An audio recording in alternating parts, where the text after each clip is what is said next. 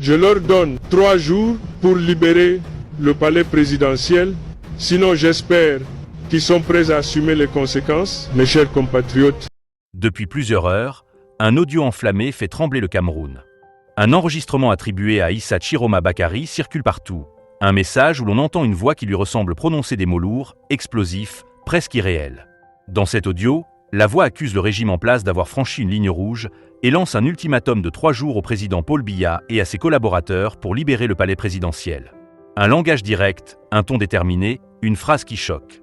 Selon cette voix, ceux qui occupent aujourd'hui le pouvoir doivent se préparer à assumer les conséquences s'ils refusent de partir.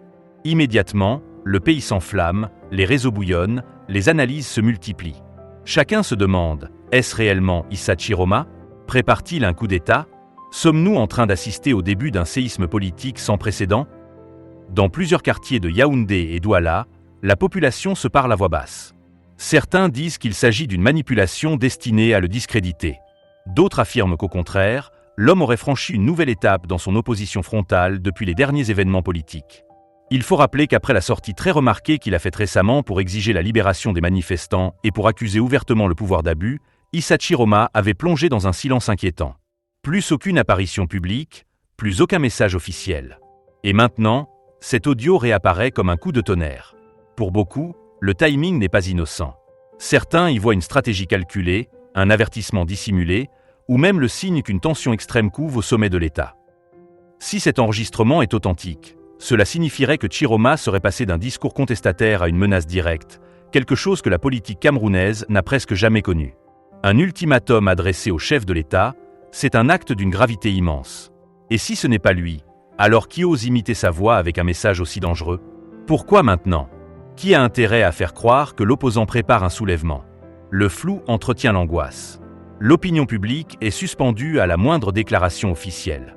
Mais ni Chiroma, ni son entourage, ni aucune autorité n'a pour l'instant confirmé ou infirmé l'authenticité de l'audio. Ce silence plonge le pays dans une atmosphère de suspense total. Ce qui frappe, c'est que le Cameroun traverse l'une des périodes les plus sensibles de son histoire récente. Le climat politique est tendu après les dernières contestations, les rumeurs de divisions internes, les accusations entre camps et surtout la question centrale de la transition. Dans ce contexte, un audio comme celui-ci ne peut qu'aggraver l'inquiétude. Certains analystes affirment que même sans être un véritable appel au coup d'État, un message aussi frontal peut suffire à déclencher panique, méfiance, voire réaction imprévisible. La peur du chaos règne. Les citoyens se demandent ce qui peut arriver dans les heures à venir.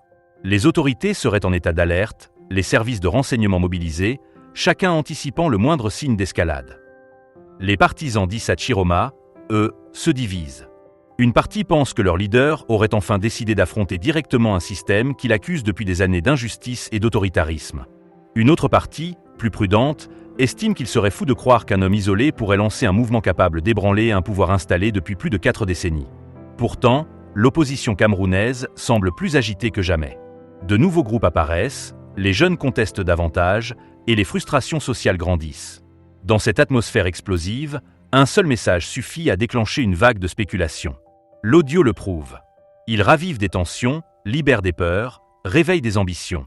Il suffit de parcourir les commentaires en ligne pour mesurer la panique générale. Alors, Issa Chiroma prépare-t-il vraiment un coup d'État ? Le mot fait peur, mais il se répand partout.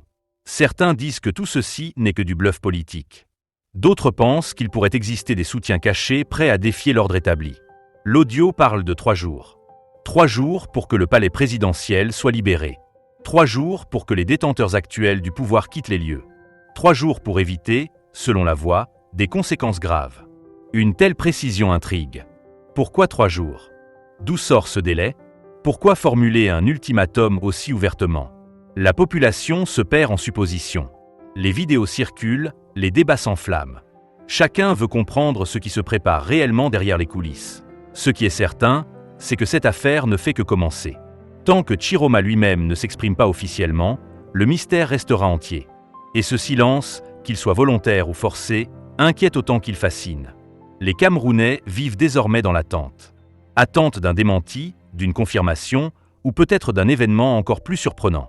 Chaque heure qui passe renforce l'inquiétude. Chaque nouvelle rumeur alimente la peur que l'audio annonce en réalité une confrontation imminente. Le pays retient son souffle. Et le nom d'Issa Chiroma, une fois de plus, est au centre de toutes les discussions, comme si l'avenir politique du Cameroun dépendait soudainement de cet enregistrement. Une chose est claire, que l'audio soit vrai ou faux, qu'il annonce un coup de force ou un simple message de colère, il a déjà eu un impact immense. Il a réveillé les inquiétudes, mis tout un peuple en alerte, rappelé à quel point la situation est fragile. Le Cameroun traverse une zone d'ombre, et cet enregistrement mystérieux pourrait être le début d'un épisode historique. Le pays scrute l'horizon, guettant le moindre signe venant de Chiroma, s'interrogeant sur ce qui se trame derrière les murs du palais, attendant de savoir si, dans 3 jours, quelque chose changera.